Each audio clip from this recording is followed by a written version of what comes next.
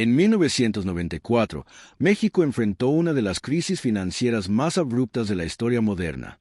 Después de años de entrada masiva de capital extranjero, reformas liberalizantes y una fuerte dependencia de inversiones de corto plazo, el país sufrió una fuga masiva de capital, una desvalorización brutal del peso y un colapso de la confianza internacional.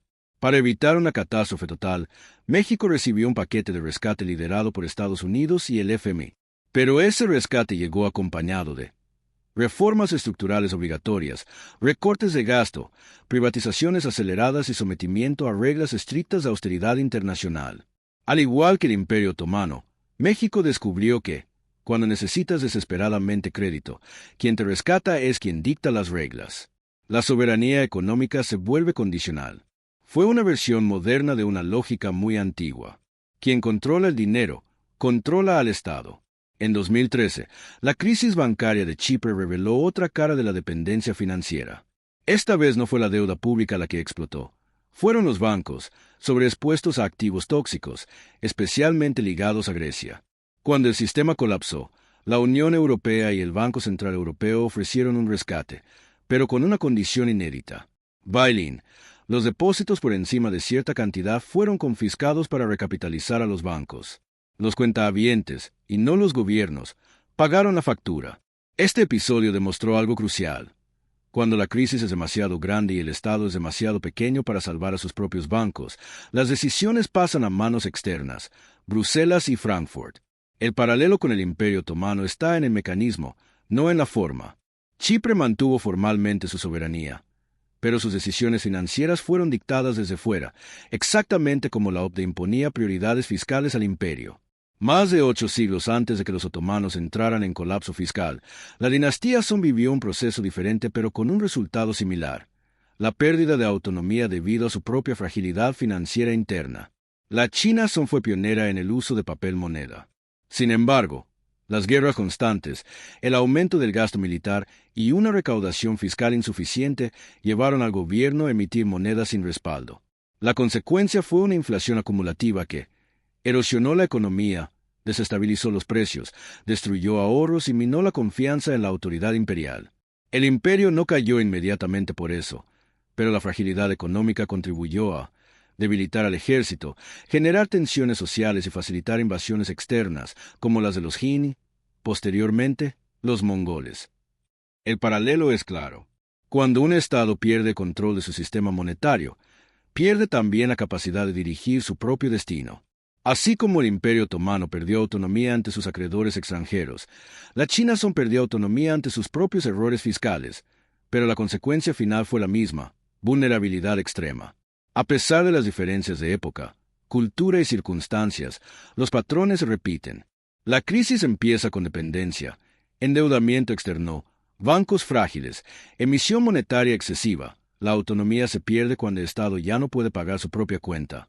El poder cambia de manos: acreedores, instituciones internacionales, potencias extranjeras o incluso los mercados financieros. La política se vuelve secundaria. La prioridad pasa a ser estabilizar el sistema.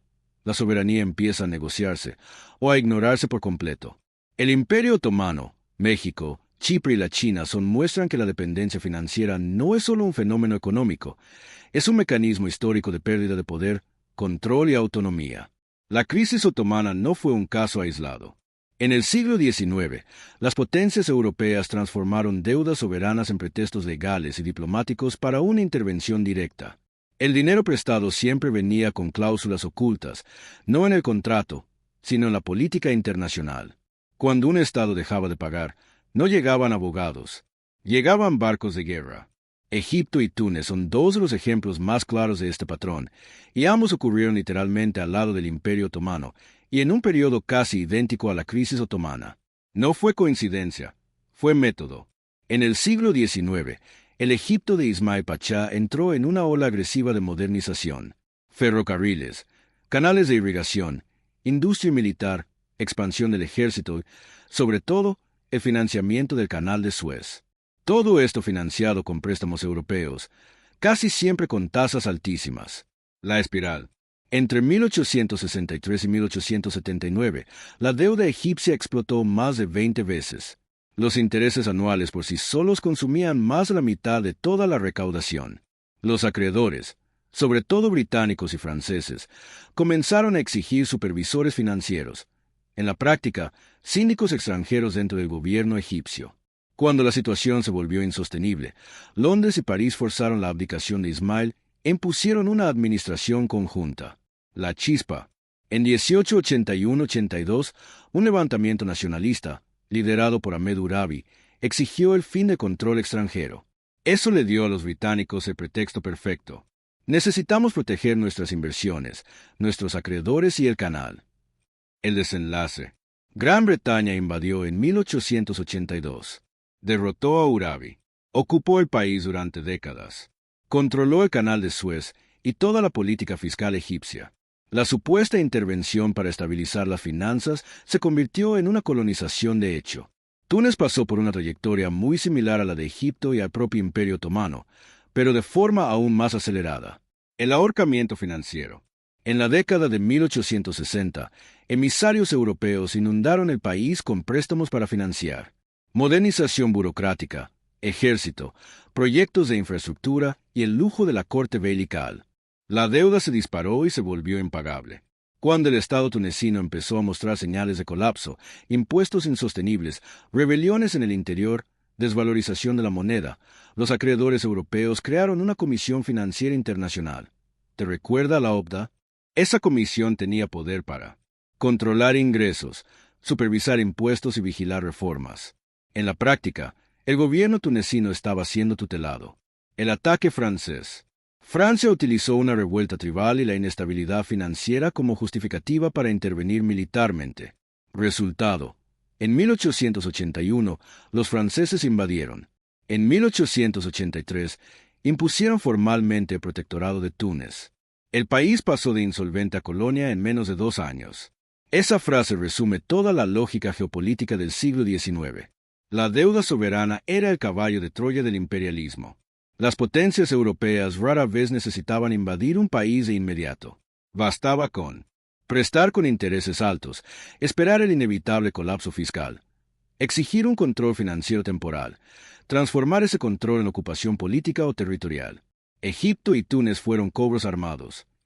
El Imperio Otomano tuvo un destino similar, solo que en cámara lenta, a través de la OPDA y de la pérdida gradual de provincias. En todos esos casos, el mecanismo se repetía. Los préstamos inflaban la maquinaria estatal. La recaudación no acompañaba. La deuda explotaba. Los acreedores exigían garantías. Y cuando eso no bastaba, llegaban barcos, tropas y ultimátums. La deuda se convertía en territorio. La moratoria se convertía en ocupación. El financiamiento se convertía en conquista.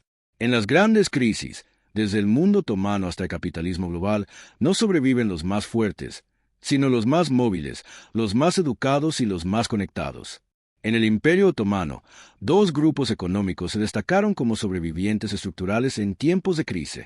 Comerciantes judíos, fluides en varios idiomas, hebreo, árabe, ladino, turco, griego, francés, redes familiares en el Mediterráneo y Europa, capacidad de mover capitales y mercancías con rapidez, especialización en comercio internacional y crédito.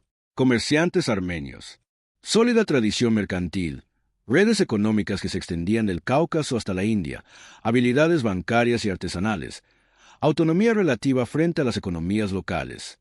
Ambos grupos prosperaron porque no dependían únicamente de la economía local. Cuando una ciudad entraba en crisis, podían cambiar de plaza comercial, activar redes en otras regiones, mover capitales, utilizar idiomas y contactos internacionales. Ellos eran globales antes de que el término existiera. Históricamente, quienes sobreviven a los periodos de colapso no son aquellos que poseen teres, lojas fixas, propiedades inmóviles. Esos activos pueden ser confiscados, taxados, destruidos, invadidos o desvalorizados. Pero los activos portátiles, los que llevas dentro de ti, son casi indestructibles. Educación no puede ser arrebatada por la fuerza. Habilidades técnicas sirven en cualquier lugar. Redes de contacto abren puertas incluso en nuevos países. Idiomas extranjeros, capital financiero móvil, oro, crédito internacional, letras comerciales. En la historia otomana, Durante guerras, pogromos, cambios de gobierno y fallas estatales, los grupos que más lograban levantarse eran aquellos cuya riqueza estaba en la mente, no en la tierra. Las propiedades fijas dependen de tres cosas: seguridad jurídica, estabilidad fiscal y estabilidad militar. Cuando esas tres fallan, como en el colapso otomano, las tierras son expropiadas, los impuestos suben de forma arbitraria, las aldeas son saqueadas durante conflictos y el comercio interno se derrumba. El comerciante local, dependiente de una única ciudad o provincia, lo pierde todo. El comerciante con redes externas pierde mucho menos y a veces no pierde nada. Por eso, históricamente, las crisis favorecen a quien puede mover su vida, su capital y su conocimiento. La caída otomana no es solo un capítulo de la historia. Es una advertencia. Ningún país es realmente independiente si no controla sus ingresos. Depende de crédito extranjero para sobrevivir. Entrega sectores estratégicos a inversionistas externos. O queda a merced de organismos internacionales en momentos de crisis. El Imperio Otomano aprendió eso demasiado tarde. La trayectoria otomana, y la de muchos otros casos, muestra un patrón repetitivo, casi matemático. Las crisis internas debilitan al Estado, el Estado enfrenta déficits, recurre al endeudamiento, el endeudamiento genera dependencia de los acreedores, la dependencia permite control externo. Hace esto, privatiza aquello, recorta gastos aquí, el control externo provoca fragmentación política y social, el Estado entra en colapso parcial o total. Ese ciclo no pertenece solo al siglo XIX, sigue vivo hoy, en el mundo actual. Los países endeudados tienen su política fiscal y monetaria dictada por los mercados y las instituciones internacionales. Las monedas frágiles sufren ataques especulativos. Los bancos centrales pueden perder autonomía en momentos de crisis. Sectores estratégicos pueden ser privatizados bajo presión. Las potencias utilizan financiamiento externo para moldear gobiernos y políticas. La historia del Imperio Otomano nos enseña que, cuando un Estado pierde control sobre su presupuesto, pierde control sobre su destino, y que la soberanía, en pleno siglo XXI, será definida menos por ejércitos y más por reservas internacionales, control monetario, estructura de la deuda y capacidad de resistir presiones financieras externas. La lección final es simple y dura. Ningún imperio cae de la noche a la mañana. Se va vendiendo, pago tras pago,